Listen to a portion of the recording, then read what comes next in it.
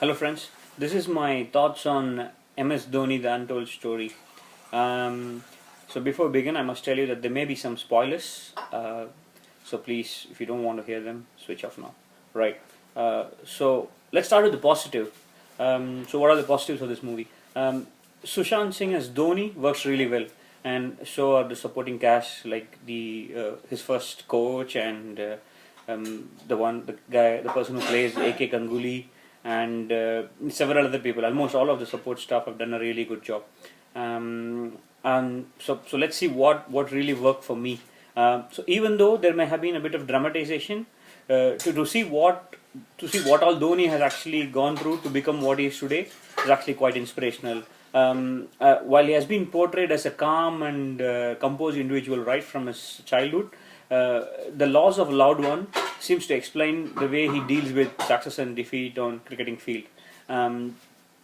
The graphics, while they are actually an eyesore during the initial stages, they're really terrible. They don't fit quite well, but they sort of pick pace along with the movie, and they do become pretty good towards the end of the movie. To be honest, that's all I could think of as positives of the movie. I mean, there's a lot of things that hasn't worked, and there's a lot of things that I was expecting in terms of cricketing strategies and stuff. So I'm going to talk about what all, to be honest, didn't work for me, right? So the love angles just didn't work for me. There were two ladies, and it looked like both of them were really yearning for his affection. They were almost sort of begging for his affection, and there was no sort of reciprocation from Dhoni's side. And it seems like the first half was way too long. The director seems to have taken too much time to just get him onto the national team. I mean, it's a country of billion people, so almost every single person who's actually playing in any of the cricket team would have had to go through these struggles. So in my opinion, it's actually what Dhoni did after he got into the team that would have made an interesting watch. So so Yuvraj made his debut in 2000, and Dhoni made his debut in 2004. So almost 4 years later. I would have loved to know, if it had been really, it would have been good if there was a scene around why the selectors were convinced to go with Dhoni ahead of Yuvraj. I mean, what did they see in him that they actually made him the captain of 2007?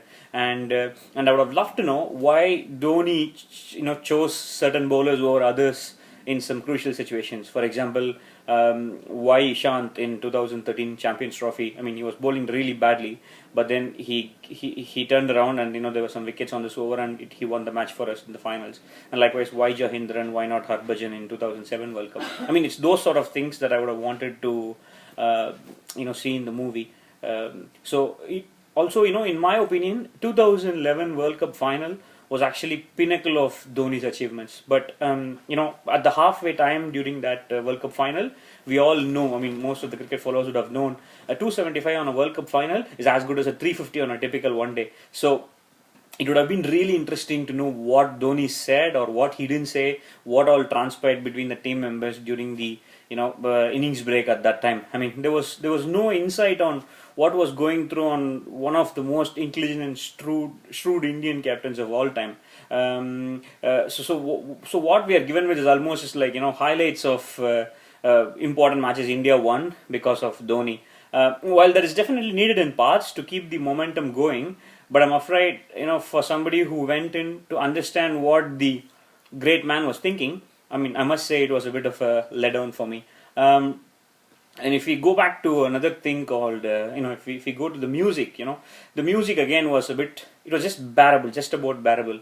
I mean, if you look at other movies like Swades and Lagan, they elevate the tone of the movie. They take it to a different level. Whereas in this movie, it was just about, the songs and movies where, I can't remember any of them after I have come out of the movie. It would have been good to see maybe an A.R. Rahman or a Shankar Ishan Lai doing the music, but I mean, this is what we're given with. So another thing I was thinking is that if you go and watch any biographical movie, in the end, during the end credits, they always honored the real hero. Here there was just one photo of Dhoni, and that's all. I would have really loved to see a lot more of his achievements and his exploits. So if you look at it, how the movie overall was, if you are a cricket lover, you can still go and watch the movie once. But while the movie sort of finishes with a bang in the end, it unfortunately does not build itself the way Dhoni builds his innings, with a lot of tension and a lot of drama.